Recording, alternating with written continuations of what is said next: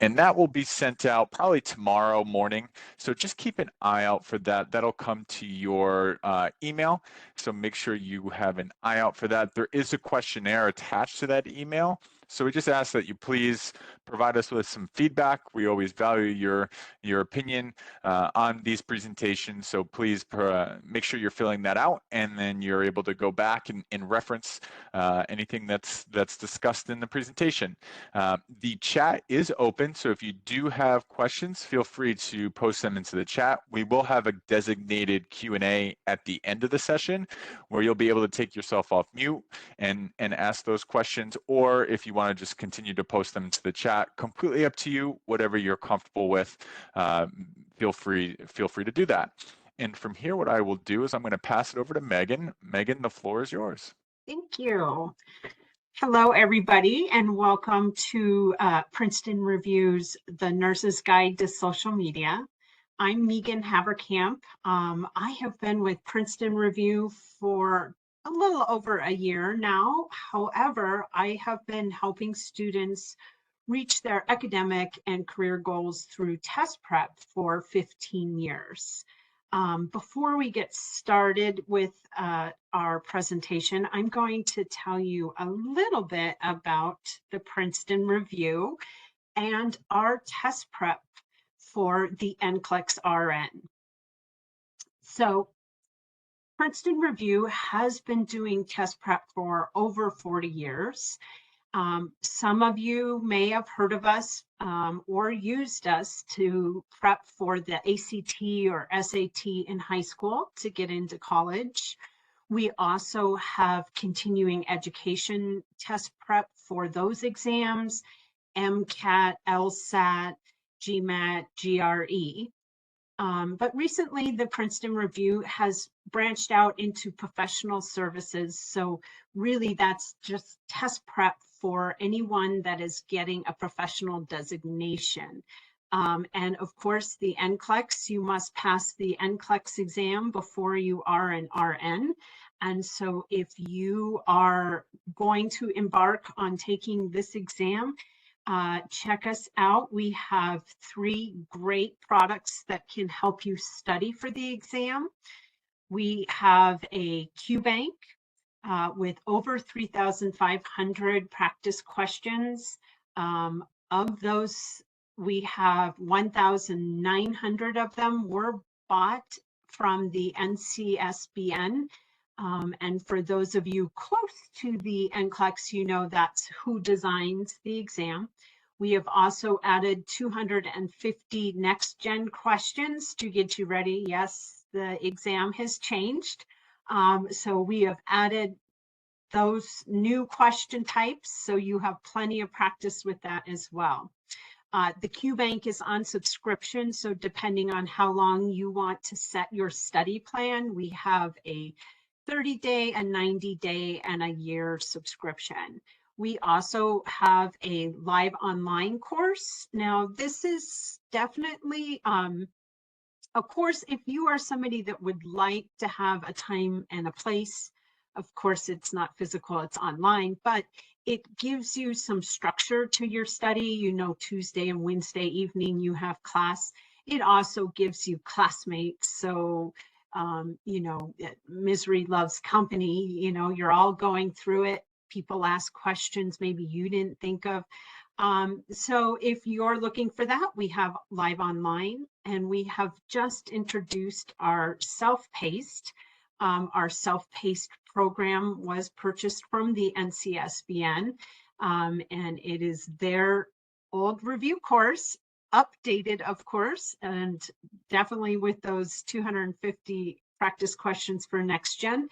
And this one is really for someone who, you know, can study on their own, they know, but they want a little more than just questions asked. Okay, let's dive into our presentation. So the Nurse's Guide to Social Media. Before we get started, I just want to make it kind of clear, we're not going to talk about how to go viral. I'm not going to teach you the next TikTok craze dance.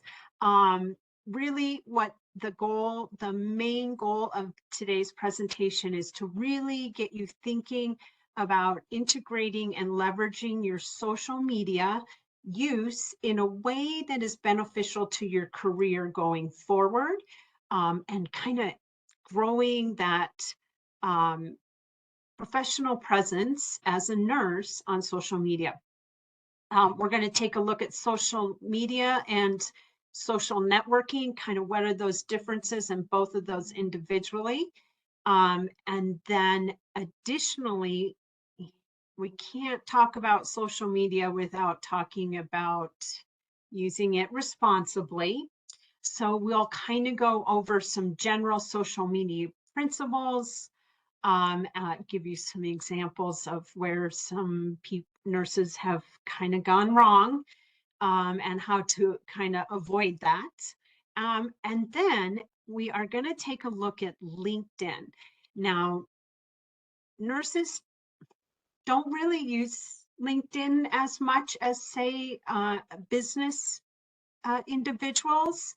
Mostly that's because jobs are pretty readily available, and everybody thinks LinkedIn is just for finding a job. But really, we're going to give you some tips. It's really about networking, growing your network, and really being growing your professional presence.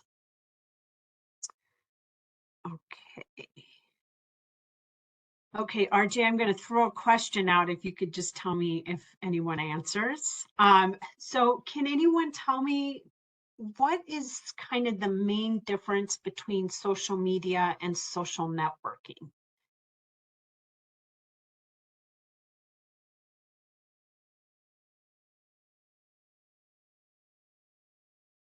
Any guesses?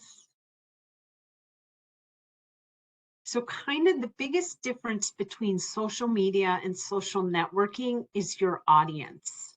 Okay, so social media really is defined as the vehicle that we broadcast information, we create content, we put up ideas, we share photos, and usually we're broadcasting to a wide audience. We're hoping it's shared and grows even more, right?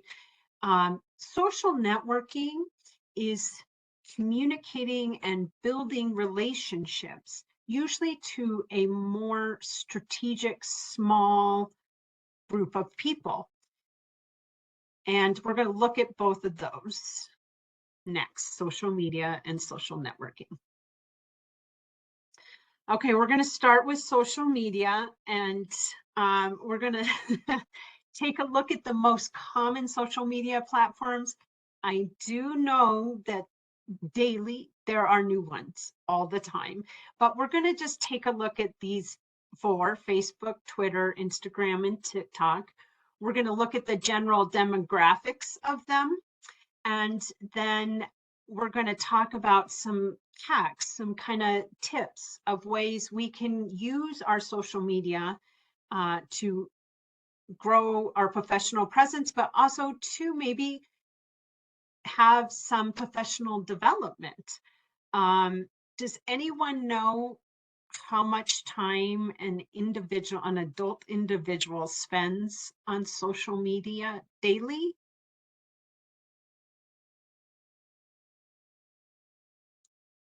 Anyone taking a guess? Yep, someone said 2 hours, 2 hours.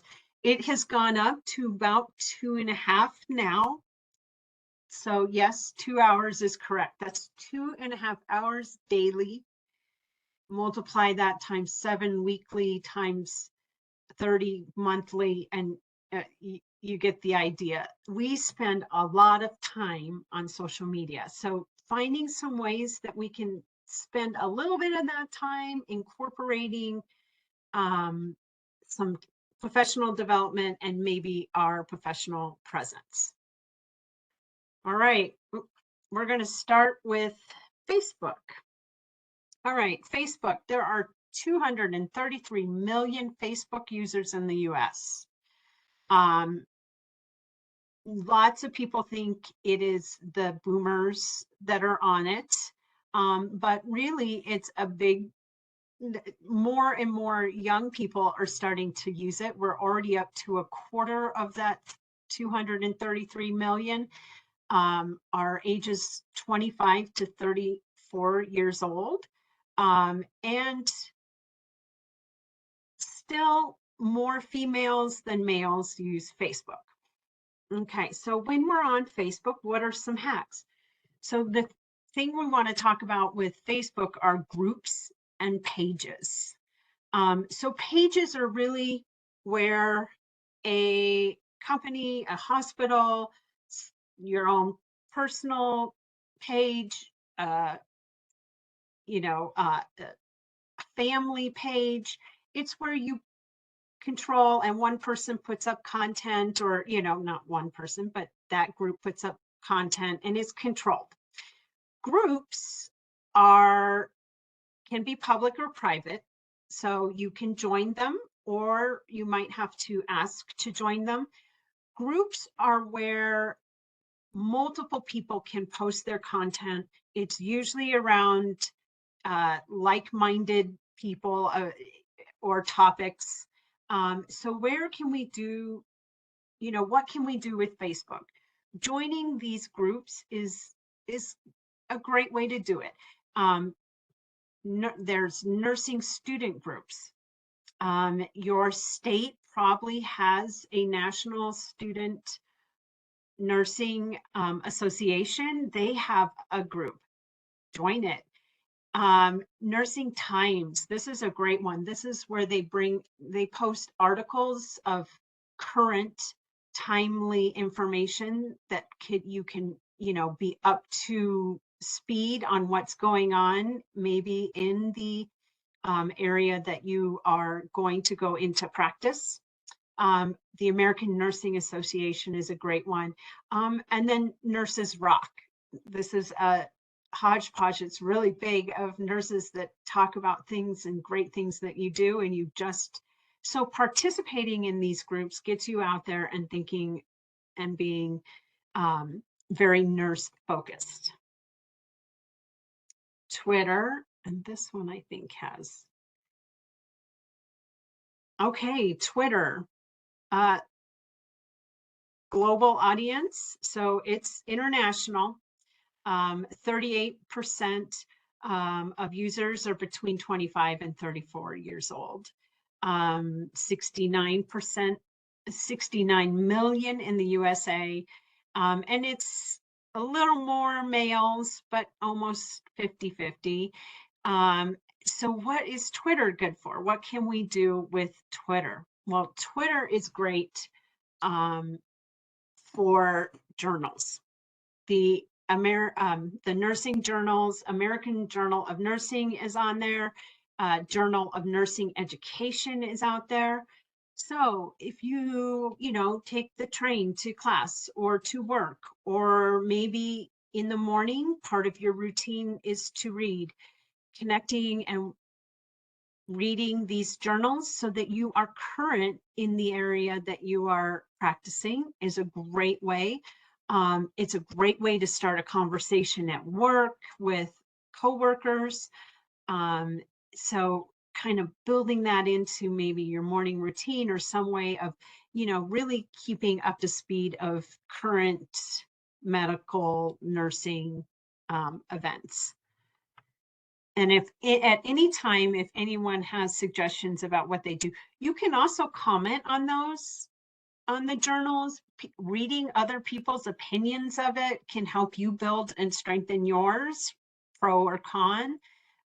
So definitely the journals is where I would look with Twitter.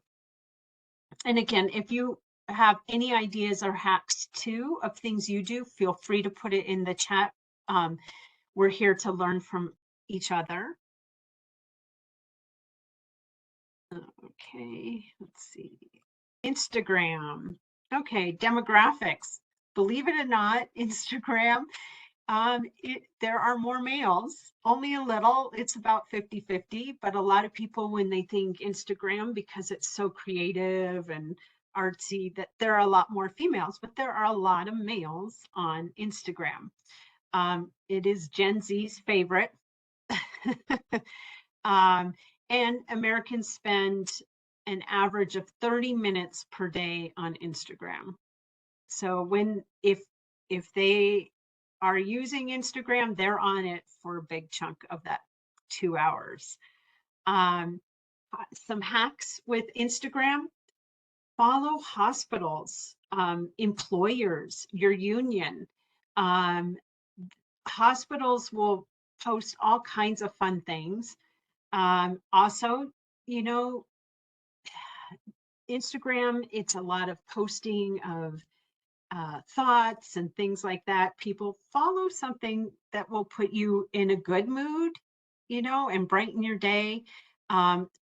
Some we have found: snarky nurses for a good laugh, and nursing.com is another one. Okay. Oh, TikTok. I'm not on TikTok, so I don't understand TikTok, but it is heavily used in my household with my 2 teenagers. So it's growing. There are 113 million monthly users. 25% of TikTok users are ages 10 to 19. 54% of users are women, so more women than men. And this is an interesting one we found: 40% of TikTok users aren't on Facebook and aren't on Twitter. The average user spends 95 minutes per day on TikTok. So one hack that we're finding, which is interesting and something you can look for if you are looking either to change career, you know, change where you work, or you're looking to, you know, where you want to look. Recruiters are starting to use TikTok, healthcare recruiters. So they'll have like day in the life at St. Joe's, you know, things like that. Another thing to look with TikTok would be, what is it? Nurse Blake. He's a TikTok influencer, always on it. What's it? Nurses of TikTok. That's a big one. So TikTok. Anyone have any? I'm not as familiar with it. Any hacks with that? Nope. Okay. Is it moving? There we go. Let me try this. There we go.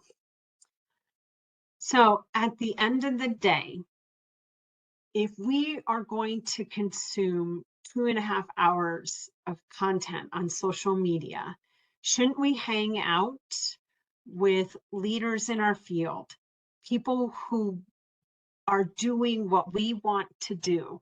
So follow those, connect with those, comment on their pages, share their content. People love when their content gets shared. And what's the saying? And I always do this. You are the 5 people you hang out with most. Kind of apply that principle to your social media as well. It doesn't hurt. It inspires you. You will see it daily. It'll motivate you. Also, not sure if anyone has heard of the learning toolbox, but it's just a way people describe how we as individuals learn. We have our formal education, right? That's our schooling, right? You're doing it now. Our experiential learning, which is our doing, right? That is your working, your clinicals, anything where you are doing. And then there's your self-directed learning. So shouldn't we also be using some of that time for our self-directed learning? Use it to be up to speed, know what's going on in your field, follow hospitals, especially the ones that are pioneers in your field, that are going into, to see what's new and what's going on. Really just kind of using part of that 2 hours to learn and hang out with the people you aspire to be.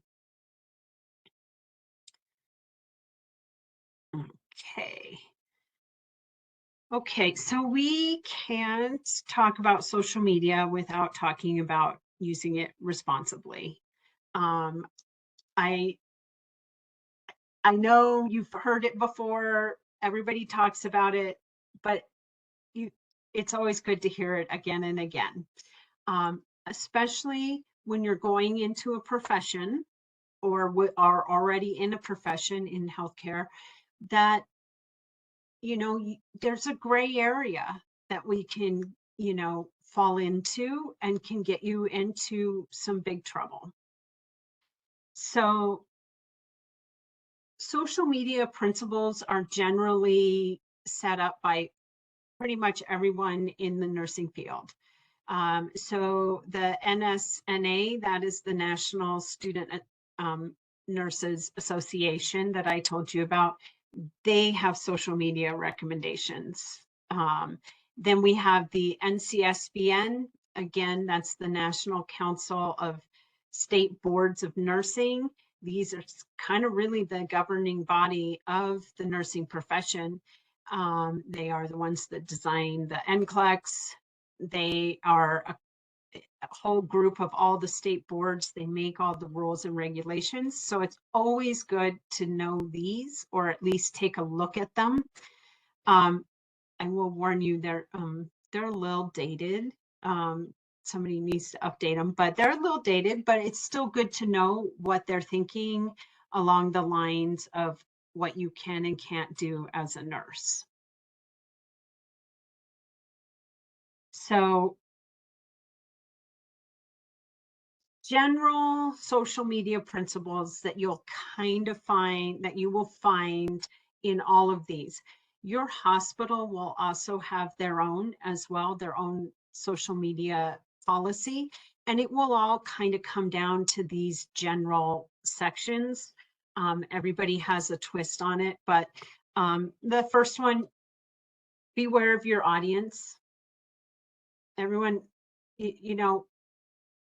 people can see, and you'll never know, including like your patients' families could come across something.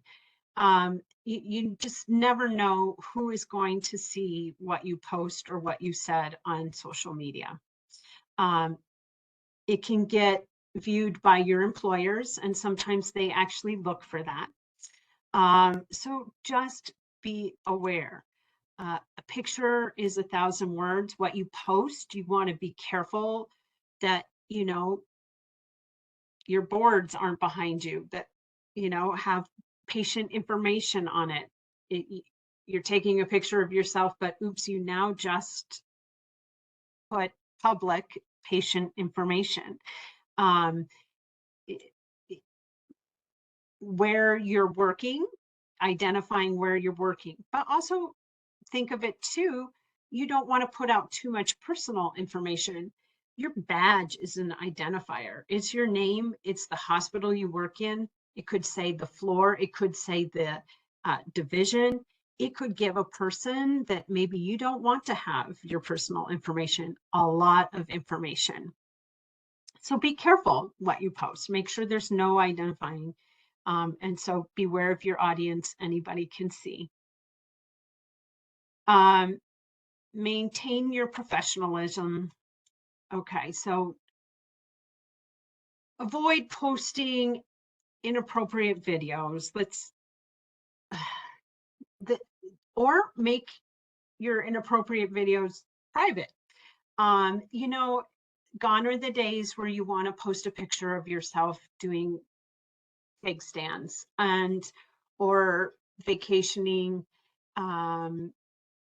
somewhere and having a lot of fun. that might not be appropriate or professional. So make those things private. Then we're going to look at, and that goes into secure your profiles. You know, if you want to put out a picture about your vacation and you've had a little to drink or you're doing something silly, secure it. The other one, engage in respectful content. Okay, that's a no-brainer. Do not share content that's harmful, disparaging, racist, homophobic, derogatory. Just don't do it. And then know your social media policy. I already mentioned this, but every organization has one. Make sure you find it, read it, know it, make sure you follow it. All right. Moving on. So, can you be fired for what you post? And the answer to that is yes. Yes, you can be fired. You can also break law, unintentionally break laws, HIPAA. You could get the hospital in trouble. There are small things that can happen that go terribly wrong. You want to be careful, learn from others, and just be careful. So some examples, we all heard about the nurses in Atlanta that posted their ICs, and I believe it was a labor and delivery ward, and criticizing what they dislike most about different patients. Now, they didn't post anything, any patients by name, but the descriptions of the occurrences could identify somebody. So first, their hospital also, they disclosed, it was known what hospital they were at. So immediately, if I had just given birth, had a difficult pregnancy or something, saw that was the hospital, that's where I was. I saw the nurse complaining was my nurse, and she's describing in detail my situation. If I can identify myself with that without even a name, that breaks HIPAA law. So you run into trouble. So just remember, if a patient can look at your post and know you are talking about them, it's a violation. Don't do it. Change it. Make it, add some things to it. It doesn't mean you can't complain about certain situations, but change the situation so it's not identifiable, if that makes sense. Also, 2020, another situation. Employees in Tennessee posted a photo of an individual during surgery. While this person is on the table, all the surgeons have racing helmets on. Okay. And I think the hashtag was wear your helmet to work. Okay. They didn't describe the surgery. You couldn't tell who the patient was. There was no identifying information. So not a HIPAA problem, but the hospital took offense to it. Totally inappropriate, broke what they would consider their rules. And so all the surgeons were disciplined. They weren't let go, but they were disciplined. So as nurses and being on the front line, you have a responsibility. And like I mentioned, there's this gray area. So we really want to take a look and be careful with what we post. All right. Okay, that's not working. Oop. All right. LinkedIn. We're going to take a 180, and we're going to go from social media to social networking. And we're going to talk about LinkedIn and how, as nurses, maybe you don't need to use LinkedIn to find a job, but it's an awesome way to network. All right, and I have an example, so I want to pull that up. Okay.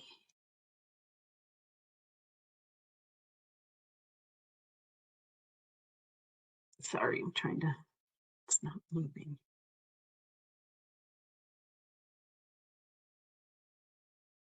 Okay. So, and I think this one has, yep. We're going to take a look at LinkedIn. I want to just gauge how many people have a LinkedIn profile already.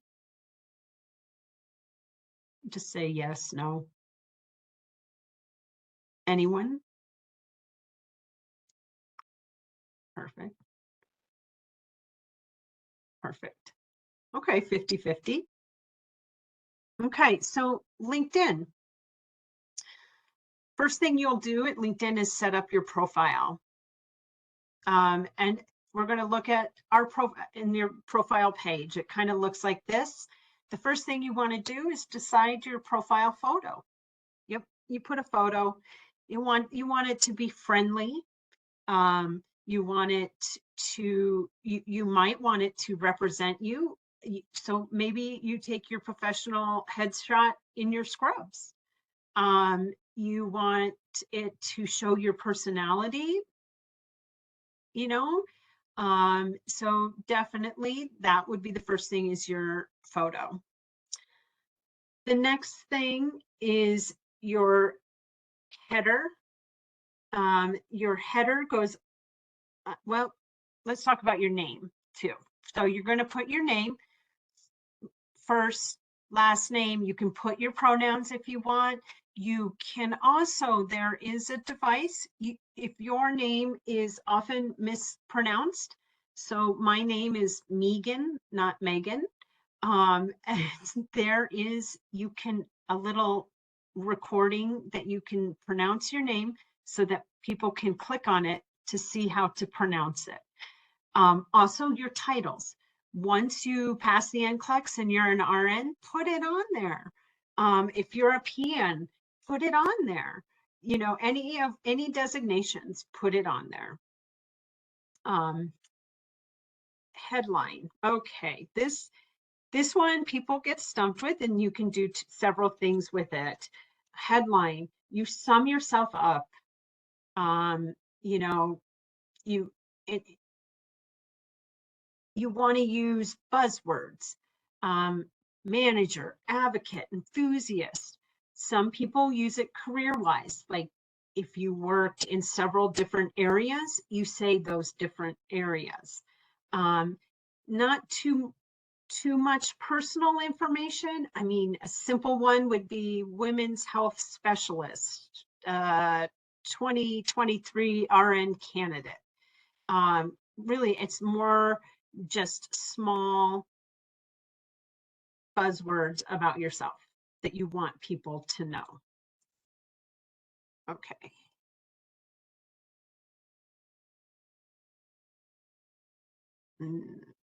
Okay, summary. And I typed out a summary example because I like examples. Okay, the summary tends to be probably everybody's worst part of setting up their LinkedIn profile. It's where you have to talk about yourself. It's a professional summary that speaks to your skills, your experience, and your professional aspirations. It's hard to write. My biggest tip is to use the resources you have to help you do that. So I know at WGU with Career Services, as a student and as alumni, they will evaluate it. They'll give you prompts to use to help you build it. Use your resources if you run into issues writing it.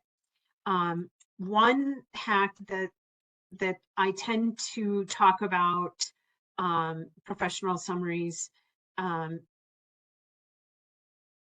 with students in particular is to kind of use the past, present, future method. This is kind of similar to your resume bio. If you're doing a resume, you'll want to refer to yourself in the third person. Another reason why that's hard to write. You want short paragraphs. And so when I say, past, present, and future, I'll give you an example. I typed up something because sometimes it's easier if you hear something to see what I'm talking about. Okay. And this is obviously, as my disclaimer, not my real information. Megan is an emerging nurse student anticipated to graduate in 2023 from XYZ University. As an undergraduate nursing student, she has volunteered at St. Vincent's Hospital, played soccer, and was an active member of her student nursing association. With more than 250 clinical hours, she is ready to put her knowledge and on-the-job experience to better her local community.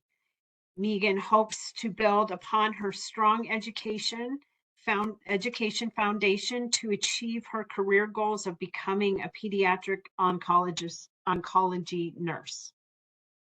So see how you kind of use past, present, and future. Again, use your resources. The other thing is, if you are looking for a job, put the open for work. It's a little green circle that goes around your profile picture and says you're open to work. That lets people know that are on LinkedIn that are seeing all these profiles that you are looking. It lets recruiters know. You can also upload your resume as a featured post so you can have it and so that it goes out to your community. Okay, so that's the general of setting up your profile. There's more things you can do, but that is the get started information. Oh, got a question.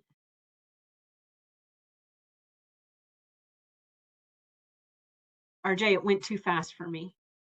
Was it? Yep. So the question, so if you are currently employed, would it be inappropriate to put open to network? What if your current employer came across the profile?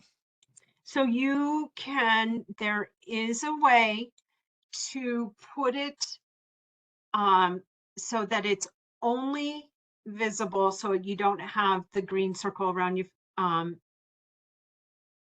profile. It's not all out there to anybody that sees. It's really mostly to recruiters, and only they can see it. So your work won't see it.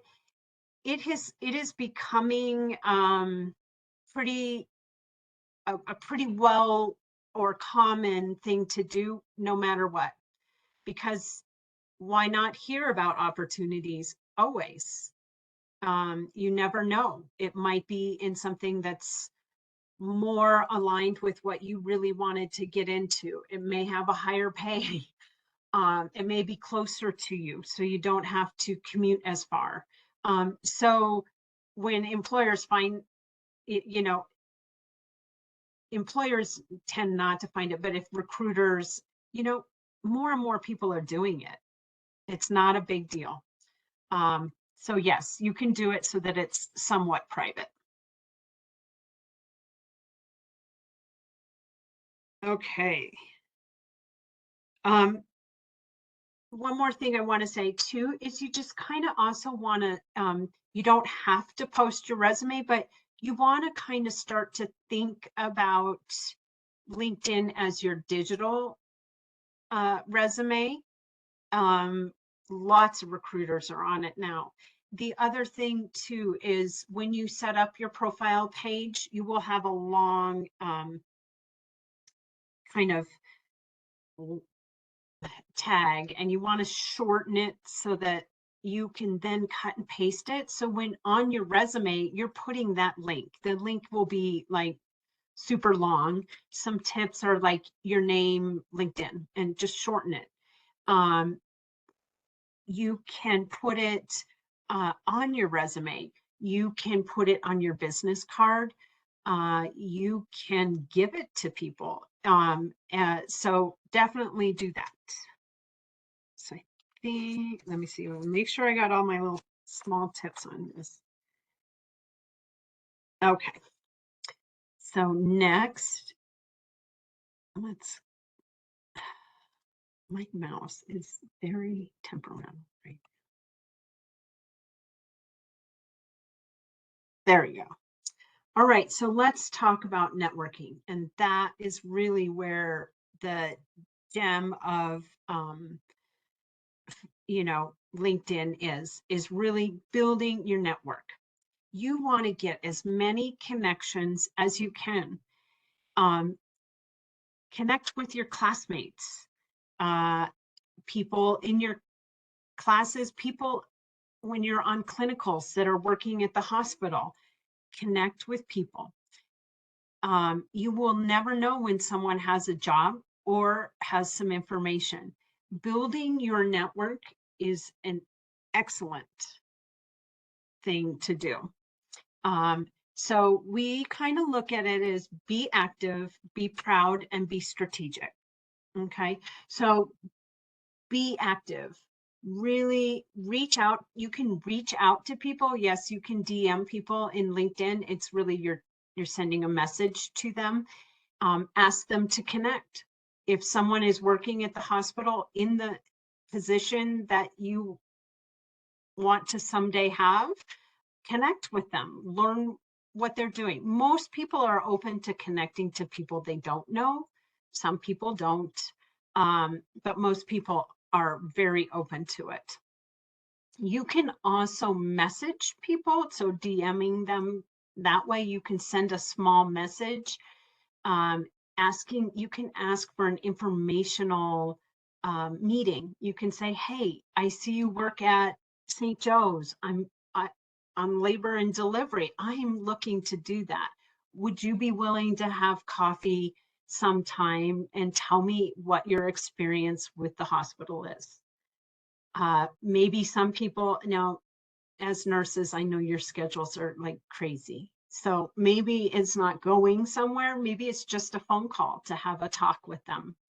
Most people will say yes. You will get crickets sometimes, but there's so many people to ask. It doesn't matter. You tried. But then I also say, pay it forward. If someone did that for you and then you're contacted and asked, do it for someone else. Be active, post things about things you just did. A picture of you with your student nursing group, you did a volunteer program. Take a picture. Today we were at doing this. Like and share other people's content. They will like and share yours back. It'll join and it will grow. Let's see, engage. Oh, if someone, you can also comment. So if someone posts something that you really like, you can post a comment. But the other thing is you can comment on the comments. So if someone said something that you think another way, or maybe you support it, you can add to their comment. So it kind of grows. Follow companies that you have interest in, the hospitals that you have interest in, or healthcare companies that you have interest in. Follow, your union, follow hospital. Again, I go back to the hospital that is like the leading hospital, the pioneering hospital in your field. You may not work there. It may be in a whole nother state. You're not going there, but follow them. Again, be active, like, share, be proud. You can post your accomplishments, your certificates, You can get recommendations from people. People can write a short recommendation, an endorsement of you. So if you go and you're doing your clinicals, you really connected with the group that you worked with, have one of them write a recommendation for you. It's usually pretty short. It highlights your skills that they appreciated. Be proud. And then be strategic. Again, I go back to find your crowd, find the leaders in what you want to do, and build your network that way. Build your network with your classmates. I will go back to this one all the time. You never know where they're going to end up. As alumni, you have a big crowd. Connect with your school. I'm sure there's an alumni group maybe on LinkedIn that you can connect with. So grow those connections. So for those of you that have a LinkedIn, how many, do you have any tips, and how often do you use it? Quick question. I'm just gauging before I finish up. I'm done talking and we can have an open discussion too.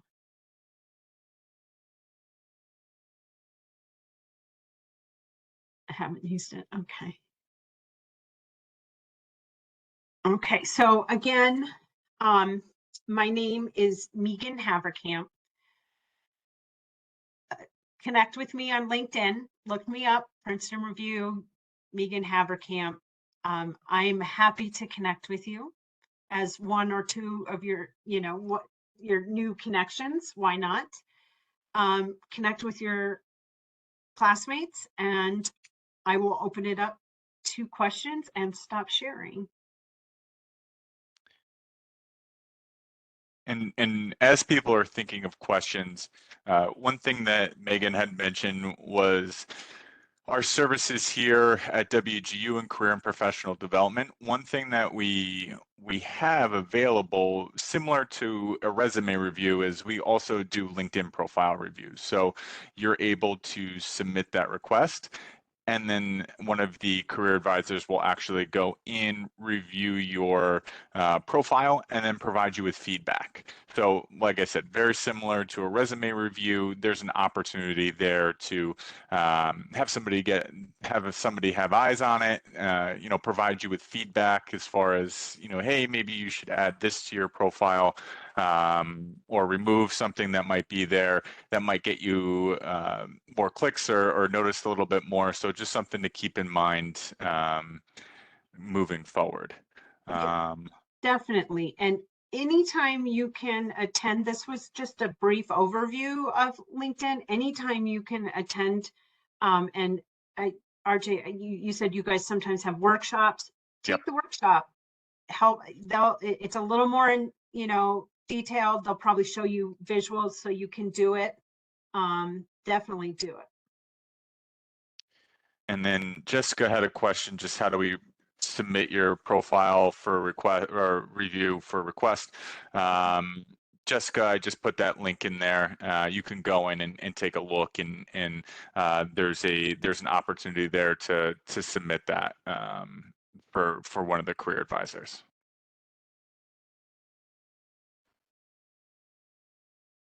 Does anybody have any questions?